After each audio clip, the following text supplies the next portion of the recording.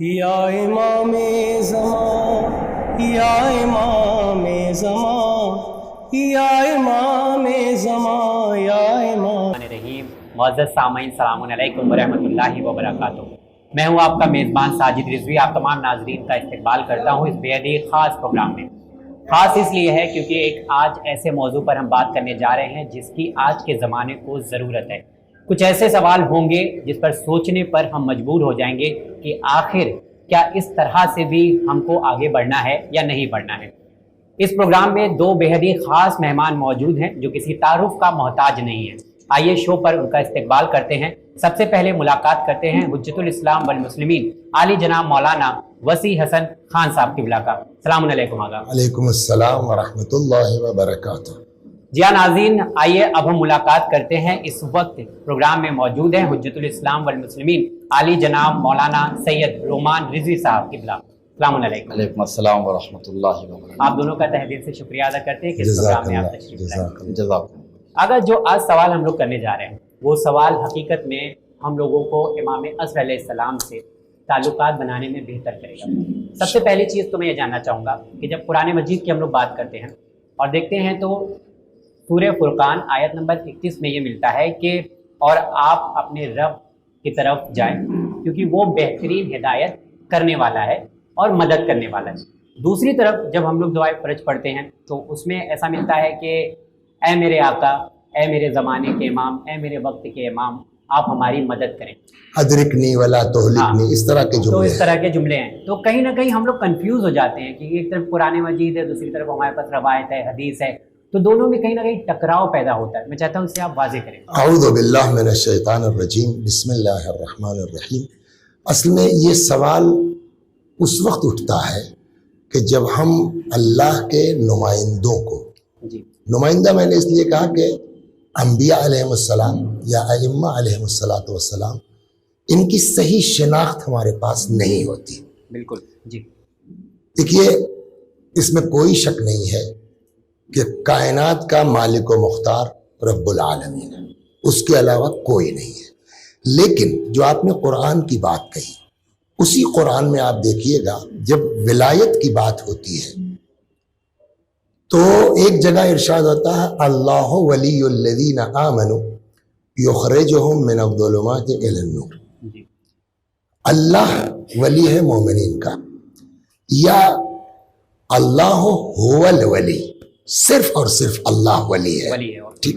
لیکن اسی قرآن میں ارشاد ہوتا ہے انما ولیکم اللہ ورسولہ والذین آمنوا الذین یقیمون الصلاۃ ویؤتون الزکاۃ وہم راکعون۔ تو اس کا مطلب کیا ہوا؟ ایک طرف جو ہے قرآن ہی کہتا ہے اللہ ولی ہے جی فقط اور فقط، پھر قرآن ہی کہتا ہے کہ اللہ ولی ہے، اس کا رسول ولی ہے، اور وہ ولی ہے جو نماز قائم کرتے ہیں، حالت رکوع میں زکوٰۃ دیتے ہیں۔ تو کیا یہاں ولایت تین ہے؟ ایک خدا کی ولایت ہے، اس کے مقابلے میں جو ہے وہ رسول اللہ کی ولایت ہے، اس کے مقابلے میں ائمہ معصومین علیہ السلام کی ولایت ہے۔ جواب یہ نہیں ہے، یہ جواب جو ہے وہ ولایت ان لوگوں کی اصل ولی وہی ہے، جی لیکن اس نے اپنی نمائندگی میں اپنے نبی کو ہمارا ولی بنایا، تو نبی کی ولایت ذاتی ولایت ان کی نہیں ہے، جی در حقیقت اللہ کی ولایت ہے۔ اب نبی اس دنیا سے چلے گئے تو نبی کے بعد جو بھی ہے، امیر المومنین ہے یا بقیہ ائمہ، تو ان کی ولایت اپنی ذاتی نہیں ہے، یہ نبی کی جانشینی کی بنیاد پر ولایت ہے۔ جی تو اس کا مطلب یہ، اسی لیے بلکہ اب فرض کیجئے جو ہے وہ امام ہمارے زمانے کے ہیں تو اب ہمارے ولی وہ ہوں گے، لیکن یہ جتنی ولایتیں ہیں یہ کوئی اللہ کی ولایت سے ہٹ کے نہیں ہے۔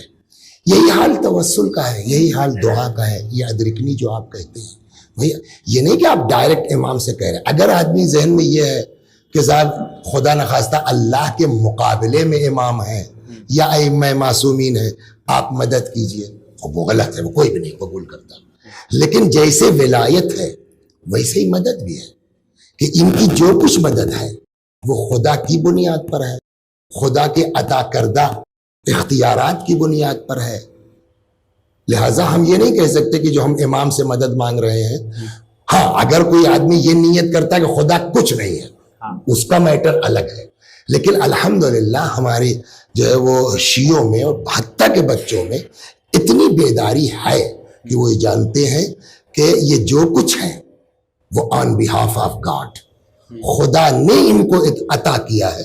تو ٹھیک ہے, کیا حرج ہے اس میں؟ اگر یہاں پہ معذرت چاہتا ہوں یہ سوال کے لیے, کیونکہ آج کل کا جو دور ہے آپ دیکھیں تو یہاں پہ ہوتا ہے کہ آپ ڈائریکٹ رابطہ کر سکتے ہیں, ٹھیک ہے, جو پروردگار عالم کی لوگوں کو. دیکھیے میں آپ کی بات کاٹ کے کہتا ہوں, بہت علمی جواب دینے کے بجائے کبھی کبھی جو ہے وہ 2 دونا 4 والی بات زیادہ سمجھ میں آتی ہے.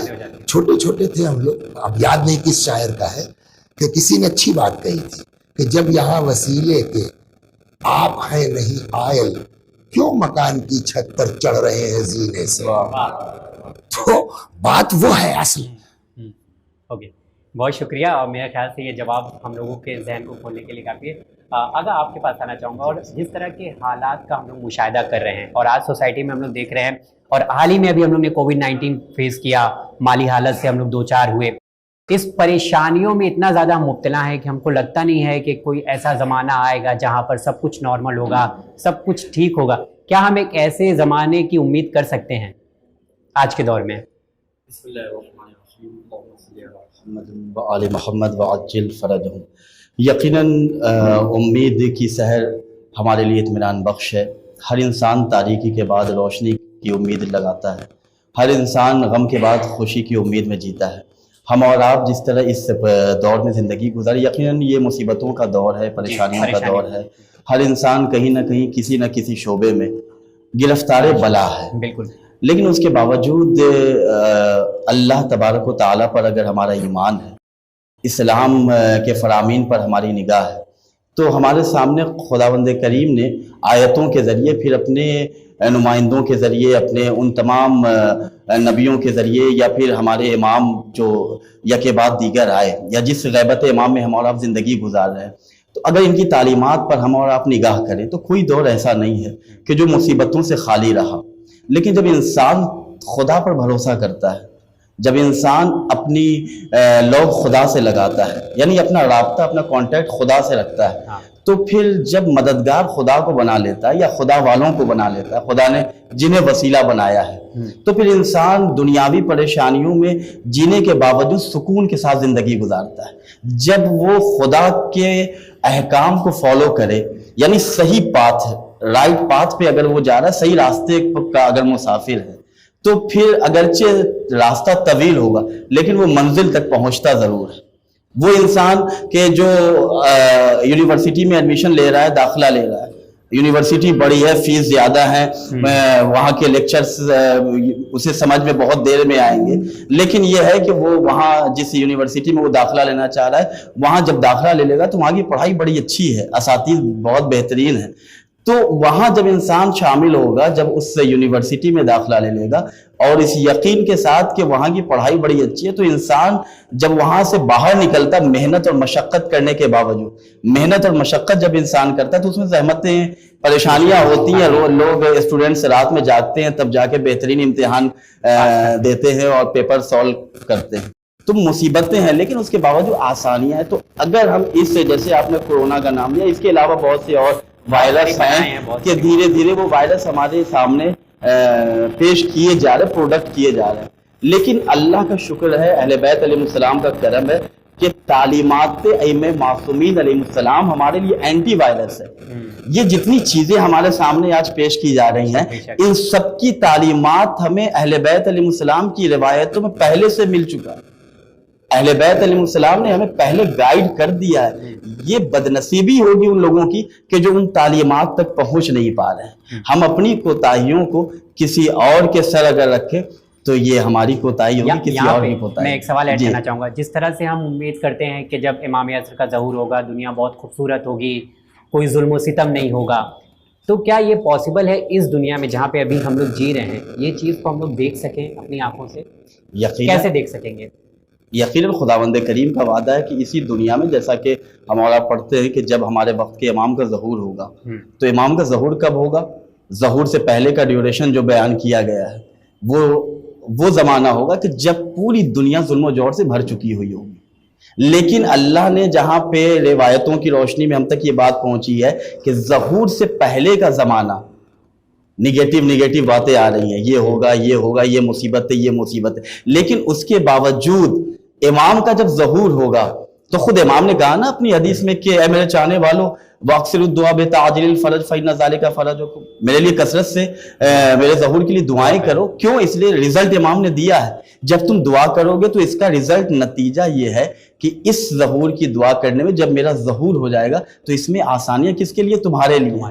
تم آج پریشان ہو، جب میں ظہور فرماؤں گا تو وہی گھاٹ ہوگا کہ جہاں پہ لوگ آج ایک ساتھ نہیں جمع ہو رہے ہیں تو وہاں پہ وہ لوگ بھی جمع ہو جائیں گے جو لوگ آج ایک دوسرے کو دیکھنا پسند نہیں کر رہے. امام کا جب دور ہوگا تو وہ اتنا خوبصورت دور ہوگا کہ آج ہاتھ پھیلانے والے بہت آپ کو نظر آئیں گے، لیکن امام کا جب ظہور ہوگا تو بانٹنے والے ہاتھ نظر آئیں گے، لینے والے ہاتھ نظر نہیں. انشاءاللہ اس دن کی ہم لوگ جلدی سے دعا کرتے ہیں کہ وہ دن ہم سب کو نصیب ہو. اگر ایک اور سوال میں آپ سے کرنا چاہوں گا کہ ہم لوگ یہ دیکھتے ہیں کہ جب امام عصر علیہ السلام کا ظہور ہوگا تو جو آسمانی کتاب کے ماننے والے ہیں ان کے عقائد کی طرف امام انہیں دعوت دیں گے، تو کیا یہ ہم لوگ مان لیں کہ انہیں اسلام اور قرآن مجید کی دعوت دی جائے گی؟ بالکل. کیوں؟ اس لیے کہ یہ ساری کتابیں ایک رب کی طرف سے آئی ہیں، جی، ایک خدا کی طرف سے آئی ہیں. تو جو قرآن کہہ رہا ہے وہاں بھی احکام اسی طرح کے ہیں.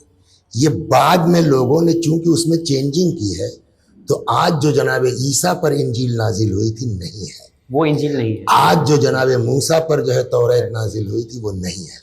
امام جب اصلی کتاب کی طرف جو ہے وہ دعوت دیں گے تو وہ عین اسلام کی دعوت ہوگی.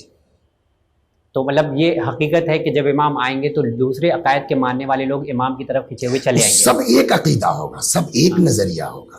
اوکے. وہ تو جو 4 آسمانی کتابیں ہیں جو بتائی گئی ہیں وہ ساری یہ کتابیں ساری تینوں آسمانی کتابیں خاتم الکتاب جو ہے وہ جیسے خاتم الانبیاء ہیں اچھا، ویسے خاتم الکتاب قرآن مجید ہے. تو یہ سب اس کا جز ہیں. بالکل، بہت شکریہ آغا. جیسا کہ آج کا دور آپ دیکھ رہے ہیں سائنس اینڈ ٹیکنالوجی کا دور ہے، کافی ترقی ہو چکی ہے.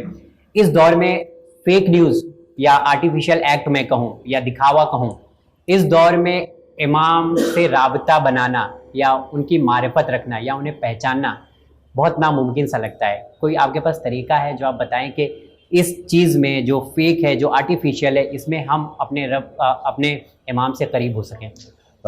طریقہ اور وہ راستہ خود خدا نے بتایا ہے. اہل بیت علیہ السلام نے ہمیں تعلیم دی ہے کہ کس انداز میں کن راستوں پر چل کے تم ہم تک پہنچ سکتے ہیں. حضرت امیر المومنین علی بن ابی طالب علیہ السلام نے اپنے فرزند امام حسن علیہ السلام سے وصیت کرتے ہوئے فرمایا تھا کہ وَإِنَّمَا قَلْبُ الْحَدَثِ كَالْأَرْضِ الْخَالِيَةِ.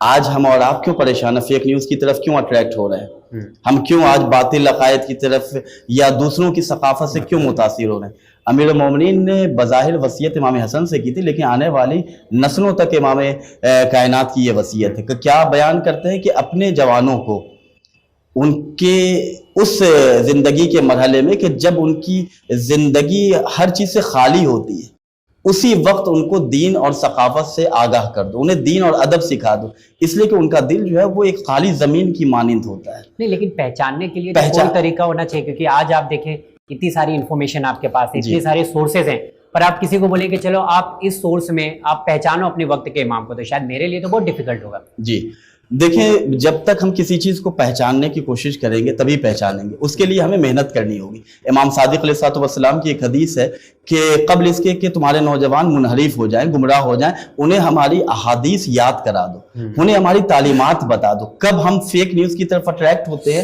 ہمارے مارکیٹ میں میں اگزامپل دے رہا ہوں آپ کی خدمت میں کہ بہت سے پروڈکٹس جیسے موبائل فون، آئی فون آج مارکیٹ میں آ رہا ہے، ہر آدمی چاہتا ہے کہ اسے خریدے، لیکن اسی آئی فون کی فرسٹ کاپی بھی بنائی جا رہی ہے، بالکل اس کی ڈپلیکیٹ کاپی بھی مارکیٹ میں آج آ گئی ہے، لیکن ہر آدمی اس فرسٹ کاپی کو نہیں خرید رہا ہے.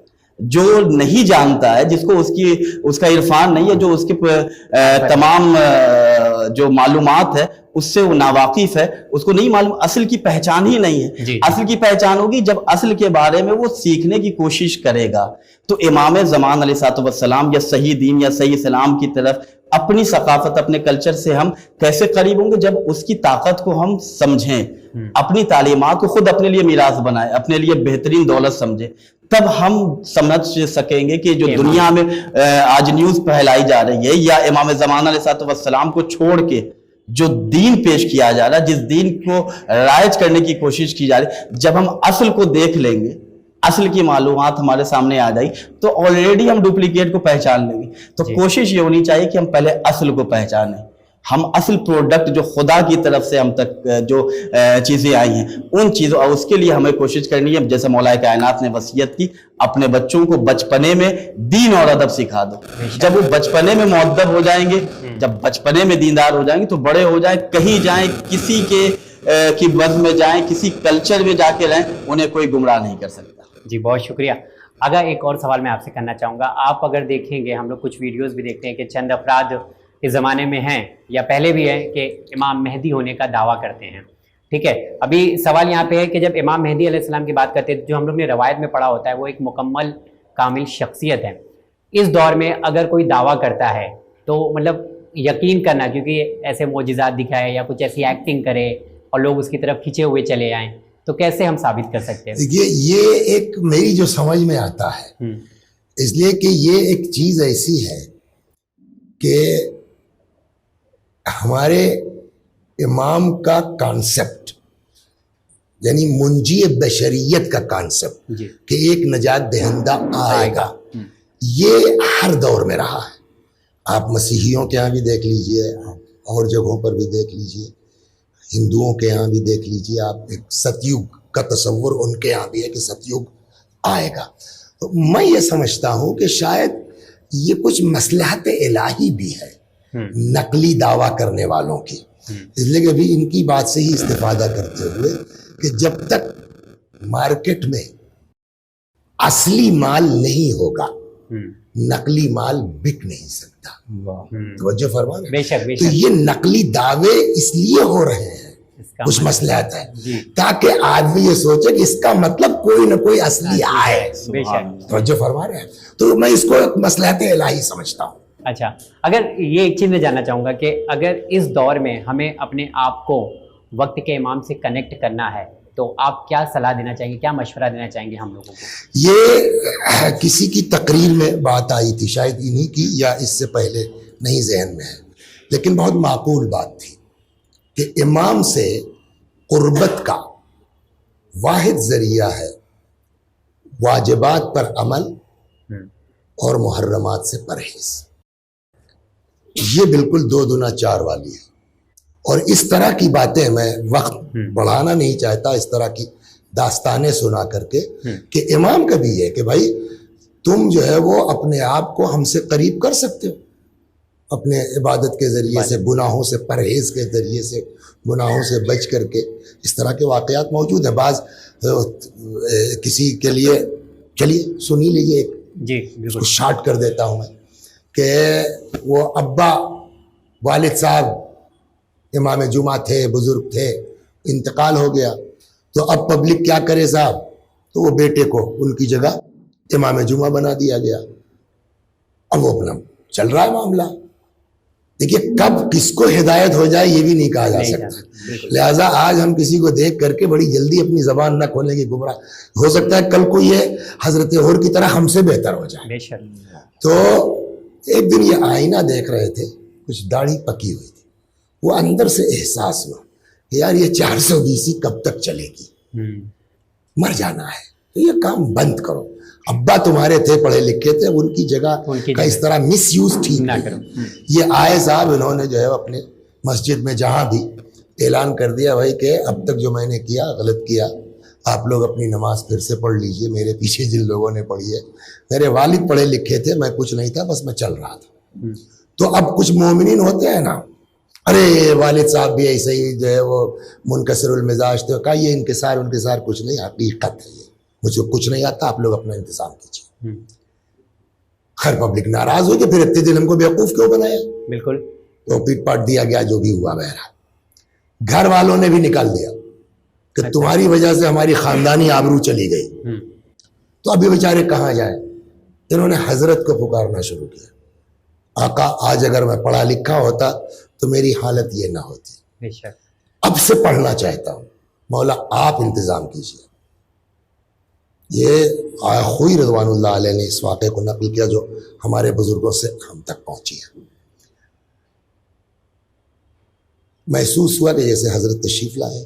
ان کا ٹھیک ہے, اگر پڑھنا چاہتے تو ایک عالم کا نام لیا تو وہاں چلے جاؤ, وہ تم کو پڑھائیں گے. وہاں چلے گئے, بات کی. ان کا ٹھیک ہے, کل سے آ جائیے. پڑھنا شروع کیا. ایک دن پہنچے تو استاد نے کہا بھائی آج درس نہیں ہوگا.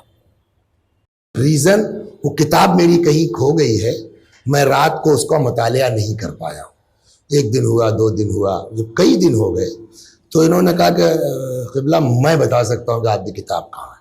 کہ وہ والا مکان جو ہے آپ کا, اوپر جو کمرہ ہے, کتابیں ہیں, اس میں بیڈ کے نیچے آپ کی کتاب گری ہوئی. خیر ڈھونڈوایا گیا, مل گئی. تم ہو کیا؟ میرے گھر کی کیفیت, وہ بھی دوسرے گھر کی, تم کو کیسے پتا؟ تو لگا صاحب مجھ کو کچھ پتا نہیں, میری صورتحال یہ ہے, اور امام نے مجھ سے وعدہ کیا ہے کہ پڑھو, ہم انتظام کریں گے. مجھ کو اب کچھ ہوتی ہے تو میں حضرت سے فریاد کرتا ہوں. جب کئی دن درس نہیں ہوا تو میں نے اپنے امام سے کہا کہ مولا کس کے پاس بھیج دیا آپ نے, ان کی کتاب ہی گم ہو گئی. تو امام نے مجھ کو بتایا. اب تو اچھا آپ دیکھیں کہ جس انسان کو امام نے سلیکٹ کیا ہو ایز اے ٹیچر, وہ چھوٹا موٹا آدمی تو نہیں ہوگا. بالکل. ان کا تم اتنے قریب ہو حضرت سے, کہا تم, میں تمہارا استاد ہوں, میرا ایک کام کر دو. کیا کہا آقا سے بات کر لو, میں بھی زیارت کرنا چاہتا ہوں. ٹھیک ہے. دوسرے دن پہنچے, کیا ہوا؟ امام سے بات ہوئی. کہاں ہوئی؟ کیا فرمایا؟ کہا حضرت نے فرمایا ہے کہ یہ جس منزل پر تھا اس نے اپنے آپ کو ٹھیک کر لیا ہے, تو میں اس سے ملتا ہوں. تم علم کی جس منزل پر ہو, ہر آدمی کی اپنی حیثیت ہوگی نا, اپنے آپ کو اس اعتبار سے ٹھیک کر لو. سفارش کی ضرورت نہیں ہے, ہم خود ملیں گے تم سے آگے. واہ, سبحان اللہ. اگر آپ سے بھی یہ سوال کرنا چاہوں گا کہ آج جب اگر ہم لوگ امام وقت سے رابطہ کرنا چاہیں تو یہ سوچنے کو ملتا ہے اور سننے کو ملتا ہے کہ امام سے رابطہ کرنا بہت آسان نہیں ہے, بہت مشکل ہے. آپ کو اس کے لیے ایک کام کرنا ہوگا, یہ کرنا ہوگا کہ آپ کو جو یہ آج کی دنیا ہے اس سے اپنی زندگی کو الگ کرنا ہوگا اور آپ کو وہ روحانی زندگی گزارنا ہوگا. تو یہ دنیاوی زندگی سے تو رابطہ ختم ہونے سے رہا, ٹھیک ہے. اب روحانی زندگی اگر گزارنا ہے تو ہی پھر امام سے ملاقات ہوگی, یہ سمجھ کے باہر ہے. دیکھیے اسلام میں روحانیت کی مذمت کی گئی ہے. اس دنیا کو اللہ نے خلق کیا ہے, کیوں؟ اس لیے کہ ہم اسی دنیا میں رہیں گے. بہت سے لوگ دنیا کو برے الفاظ سے یاد کرتے ہیں کہ دنیا ایسی ہے, لعنت کرتے ہیں. ایک حدیث میں امام معصوم بیان کرتے ہیں کہ دنیا کو برا نہ کہو, اس لیے کہ جب تم دنیا کو برا کہتے ہو تو دنیا تمہارے اوپر ویل اور تف کرتی ہے. اس لیے کہ یہی وہ دنیا ہے, یہ وہ دنیا سواری ہے کہ جس پہ سوار ہو کر تم اس آخرت تک جاؤ گے جہاں ہم فیہا خالدون کی منزل ہے. تو اسی دنیا میں رہ کے کمال یہ نہیں ہے کہ ہم نجف اشرف میں رہ کے مولا کائنات کے حرم کے قریب رہ کے میں اپنی آنکھوں کو گناہوں سے بچا لوں. وہاں تو جدھر دیکھوں تو مولا کا حرم ہے, علماء ہیں, حوضے ہیں. کمال تو یہ ہے کہ بامبے میں رہ کے آپ سڑک سے گزر رہے ہیں, روڈ سے گزر رہے ہیں, اور آپ اپنی آنکھوں کو اس نیت سے پاک و پاکیزہ بنائیں کہ اس آنکھ سے اپنے وقت کے امام کا دیدار کرنا ہے. اس آنکھ سے ہم اپنے وقت کے امام کو دیکھیں گے. اپنے ہاتھوں کو اس لیے پاکیزہ بنائیں کہ اپنے ان ہاتھوں کو ہم اپنے مولا کے قدموں کے نیچے رکھیں گے, اپنے مولا کی خدمت کریں گے. تو اسی دنیا میں رہ کے, اسی معاشرے میں رہ کے ہمیں اپنے آپ کو پاک و پاکیزہ بنا ہے. رہی بات امام سے رابطہ اور کانٹیکٹ کی, امام خود ہم سے, امام کی بہت سی ایسی حدیثیں ہیں کہ جس میں امام کہتے ہیں کہ تم اپنے اندر پاکیزگی لے آؤ. آغائے تقی بہجت رحمت اللہ علیہ اکثر کہا کرتے تھے کہ بعض لوگ یہ کوشش کرتے ہیں کہ امام زمانہ سے ملاقات ہو جائے, ہم امام زمانہ کو دیکھ لیں, امام زمانہ کی زیارت ہو جائے. غیبت امام میں فقط کمال یہ نہیں ہے کہ آپ اپنے وقت کے امام کی زیارت کر لیں, کمال یہ بھی ہے کہ غیبت امام میں امام کے احکام پر سختی سے عمل کریں آپ. بے شک. تو امام سے رابطہ اگر کرنا چاہیں تو امام کی تعلیمات کو اپنے لیے اصول زندگی ایسا قانون سمجھے جیسے آج ہم اور آپ ٹریول کرتے ہیں, گاڑیاں چلاتے ہیں, تو اب ٹریفک پولیس بھی سامنے نہیں ہوتی, रोकने वाली, लेकिन उसके बावजूद रेड लाइट जब जलती है तो हम वहां पे गाड़ी को रोक देते हैं। पूछा गया भैया यहाँ तो कोई रोकने वाला नहीं है, कहा कि अगर हम इस कानून को तोड़ेंगे तो घर हम बाद में पहुंचेंगे, चालान पहले मोबाइल में मैसेज में आ जाएगा। तो इसी अकीदे को जो हम दुनियावी एतबार से दुनिया के सजाओं से अपने आप को महफूज रहने के लिए दुनिया के कानून को तोड़ने से बचाते हैं खुद को, उसी तरह हम अपनी जिंदगी को आखिरत के अजाब से बचाने के लिए ऐसे काम से अपने को बचाएं जो इमाम ज़माना के लिए रंजीदगी का सबब है, इमाम जिससे नाराज होते हैं। यहाँ पे एक और सवाल ऐड करना चाहूँगा छोटा सा, क्योंकि आज की जो दुनिया है आप देखें बहुत बिजी हैं लोग, हम लोग, और बहुत भीड़ भाड़, मुंबई जैसा शहर तो बहुत ही ज़्यादा भीड़ भाड़ है यहाँ पर। ऐसे दौर में क्या ऐसा मुमकिन है कि हम अपनी बिजी लाइफ में भी इमाम से डेली जो हमारा वक्त गुजर रहा है उसमें राब्ता कायम कर सकते हैं, या इसके लिए ज़रूरी है कि आप मस्जिद में जाके बैठें, हुसैनिया में जाके बैठें और कहीं तन्हाई में जाके बैठें, उसके बाद ही आपका राब्ता आपके वक्त के इमाम से हो सकता है? देखिए, हदीस से मासूम है कि एक इंसान अपने घर से अपने अहलो अयाल के लिए, अपनी फैमिली के लिए, अपने बच्चों के लिए रिज़्क़ हलाल की तलाश में जब घर से बाहर निकलता है तो वो इंसान उस मुजाहिद की तरह जो राह खुदा में जिहाद कर रहा है। तो हम और आप इस बिजी लाइफ से अगर वक्त निकालें, कब वक्त निकालेंगे? जब हमें इस बात का एहसास हो तब तो कि हमारी ये ज़िंदगी जिसमें हम अल्लाह की तरफ से भेजे गए हैं ये हमेशा के लिए नहीं है। ये ज़िंदगी हमें इसलिए मिली है कि इस मार्केट में, इस दुनिया के मार्केट में जितना मुमकिन हो सके हम आखिरत के लिए सामान खरीद सकें, और आखिरत में वो चीज़ें हमारे काम आएंगी कि जिसे खुदा ने बयान किया है। इंसान मुत्तकी हो जाए, इंसान हलाल खुदा का पाबंद हो जाए, इंसान हराम खुदा से अपने आप को बचाए और महफूज रखे। आग़ा सिस्तानी दामत ज़िल्लुल आली बहुत अच्छी बात करते हैं, बहुत आसान बात करते हैं, बहुत मुश्किल बात नहीं है ये कि हर इंसान अपनी हैसियत के मुताबिक अपने वक्त के इमाम की खिदमत में अपना राब्ता बना सकता है। अगर आपके पास वक्त नहीं है, लेकिन उसके लिए एहतिमाम करें। आप एक दिन में 24 घंटे होते हैं, आप अगर वक्त के इमाम की अजमत को समझ रहे हैं, अपने वक्त के इमाम का रिस्पेक्ट कर रहे हैं, तो रोजाना कम से कम एक सलावात, इतना तो वक्त है, 10 सेकेंड तो वक्त है, लेकिन इस सलावात को पढ़ने के लिए हम एक फिक्स टाइम रखें। ये नहीं कि किसी टाइम, इसलिए कि हम किस इमाम की बारगाह में हदिया कर रहे हैं, जो इमाम वक्त है, जो मुंजिए बशरियत है, जो हादिए कायनात है। तो एक सलावात के जरिए से, एक सूरह अलहम्द के जरिए से जो हम पढ़ सकते हैं, लेकिन उसके लिए एहतिमाम करना होगा कि हम अगर पढ़ेंगे तो नमाज फजर के बाद एक फिक्स टाइम रखें कि हम एक सलावात इमाम ज़मान की खिदमत में हदिया करेंगे। तो पहले हम अपने वक्त के इमाम की अजमत से अपने आप को वाकिफ कराएं कि किस इमाम से हमें राब्ता करना है। हम अपनी सोसाइटी में अपने जैसों से जो किसी ओहदे पे फायद हो जाते हैं तो हम चाहते हैं कि हम जरा सा उनसे बात कर लें, उनकी बज़ में चले जाएं, तो हमारी इज्जत में इजाफा होगा। वो इमाम के जो कायनात का इमाम है, अगर उससे हमारा राब्ता हो जाए तो ये हमारी इज्जतों में इजाफे का सबब है। इंशाल्लाह हम लोग ये कोशिश करेंगे, और अपनी ज़िंदगी में हम लोगों को करना भी चाहिए कि जाहिर सी बात है वक्त के इमाम के साथ हम लोग का राब्ता जो है इतना मजबूत नहीं हो पाता, लेकिन हम लोग कोशिश ये करें कि अपने राब्ते को बहुत मजबूत बनाएं। अगर एक पैगाम के तौर पर जब भी दीन इस्लाम की बात होती है तो ये सवालिया निशान लगाया जाता है कि दीन इस्लाम ख़वातीन को वो फ्रीडम नहीं देता, वो इजाज़त नहीं देता, उनके हुकूक को पामाल करता है। तो इस हवाले से आप क्या जवाब देना चाहेंगे? हमारे बेसिक किताब कुरान है, जो कानून की किताब है, दस्तूरुल अमल व कुरान है। कुरान में साफ लफ्ज़ों में है लहुन्न मिस्लल्लज़ी अलैहिन्न बिलमारूफ, जितने इनके हुकूक हैं उतने ही इनके फ़राइज़ हैं। यानी न हक़ से ज़्यादा फ़र्ज़ इनके ऊपर है, न फ़र्ज़ से ज़्यादा हक़ इनके ऊपर है। अलबत्ता कुछ चीज़ें वो हैं कि जो मर्द कर सकता है औरत नहीं कर सकती, औरत कर सकती है मर्द नहीं कर सकता। तो अल्लाह ने अलग अलग जिम्मेदारी दे दी है। आप जो है 1 कुंटल का वजन उठा सकते हैं, अल्लाह ने आपको ये कैपेसिटी दी है, लेकिन औरत 50 किलो उसके लिए मुश्किल हो जाएगा। तो आप यहां कहेंगे कि साहब मर्द औरत बराबर है? बिल्कुल। आप अपने एक बुजुर्ग थे, खुदा गरीक रहमत करे, अलग से है, वो फरमाते थे कि रात में 2 गुम्मा पेट में बांध के सो जाओ। ईंट मतलब ईंट, हाँ, गुम्मा लखनऊ की जबान है, गुम्मा ईंट। 2 ईंटें पेट में बांध के सो जाओ, रात भर अगर सही से नींद आ जाए تب سمجھ میں آئے گا کہ ماں کیا ہے. اور فرمانا مطلب کیا ہوا, آپ کو اللہ نے وہ دیا ہے کہ آپ 50 کلو 1 کنٹل اٹھا سکتے ہیں. عورت کو اللہ نے یہ کیپیسٹی دی ہے کہ آپ کو 9 مہینے اپنے پیٹ میں رکھ کے چل سکتی ہے, آپ ایک دن یہ کام نہیں کر سکتے. بالکل. تو کچھ چیزیں ہیں جو ایک دوسرے کے لیے الگ طے کی گئی ہیں, ورنہ قانونی اعتبار سے لہن مثل الذی علیہن بالمعروف. اب آپ کی بات وہ کہ اعتراض, تو اعتراض کی بنیاد جہالت ہوتی ہے. اگر آدمی ڈھنگ سے اسلام کو پڑھ لے گا وہ اعتراض نہیں کرے گا. اعتراض اس بات کی دلیل ہے کہ آپ نے اسلام کو صحیح سے پڑھا نہیں ہے. اور ہمارے ساتھ جو دقت ہو رہی ہے, ہم جلدی سے صفائی دینے لگتے ہیں کہ نہیں صاحب اسلام میں یہ ہے. بالکل بابا, تم نے پڑھا ہی نہیں ہمارا اسلام, آ کے پڑھو تب بات کرو.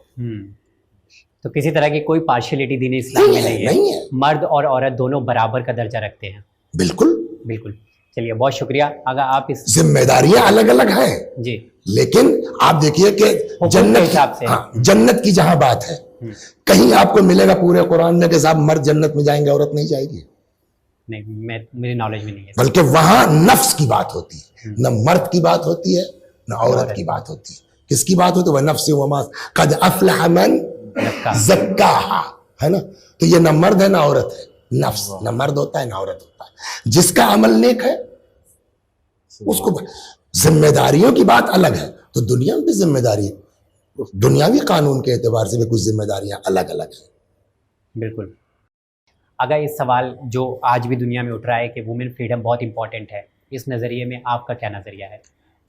قبلہ نے جو بات کہی ہے کہ ہر کی ایک اپنی ذمہ داری ہے. آزادی اور پابندی یہ 2 لفظ ہیں ایک دوسرے کے اپوزٹ. آزادی وہاں تک اچھی لگتی ہے کہ جہاں انسان اچھا نظر آئے.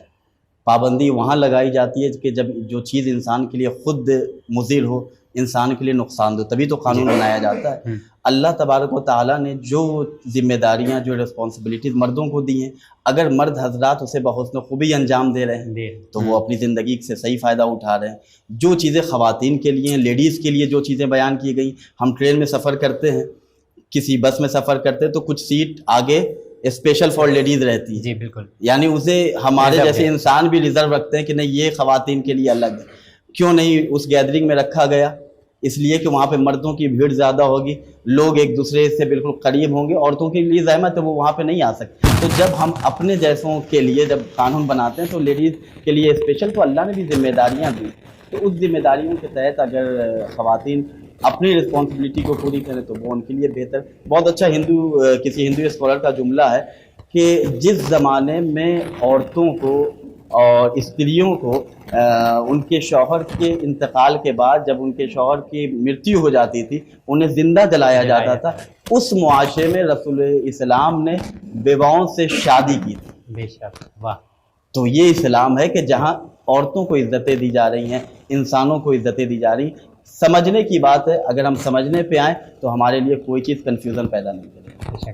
آگا آپ کا تہ دل سے شکریہ ادا کرتے ہیں کہ آپ نے اس پروگرام میں تشریف لائے, اور جزاکم اللہ آپ کا بھی اور آرگنائز کرنے والوں کا بھی شکریہ ہی نہیں صرف, بلکہ اس دعا کے ساتھ کہ حضرت کی توجہ سب کے اوپر شامل ہو انشاءاللہ. خدا اپنے حفظ و امان میں رکھے. جتنے لوگ بھی یہاں شریک ہوئے ہیں اور جو لوگ بھی اس پروگرام کے آرگنائز کرنے میں جن لوگوں نے بھی حصہ لیا, خداوند کریم سب کو, ہم سب کو امام زمانہ علیہ الصلوۃ والسلام کی دعا میں شامل کرے. سلمکم اللہ. اسی دعا کے ساتھ اس پروگرام کو یہاں ختم کرتے ہیں. امید کرتے ہیں کہ جو ہم لوگوں کا لگاؤ ہے, جو ہم لوگوں کی محبت ہے, وہ شاید ہم لوگ بہترین طریقے سے امام کے لیے ظاہر کر سکے اور ان کے ظہور کے لیے زمینہ فراہم کر سکیں. اسی دعا کے ساتھ اس پروگرام کو یہاں پر ختم کرتے ہیں. بہت بہت شکریہ. جی ناظرین, وقت ہو چلا ہے کہ اب ہم آپ تمام کی ملاقات کروائیں. جس وجہ سے اس پروگرام کو ہوسٹ کر رہے تھے جناب راحل صاحب, ان سے گزارش ہے کہ اسٹیج پہ تشریف لائیں. اس لیے خاک شفا سے لکھا ہے, ضرور ہوگی عنایت امام آخر کی.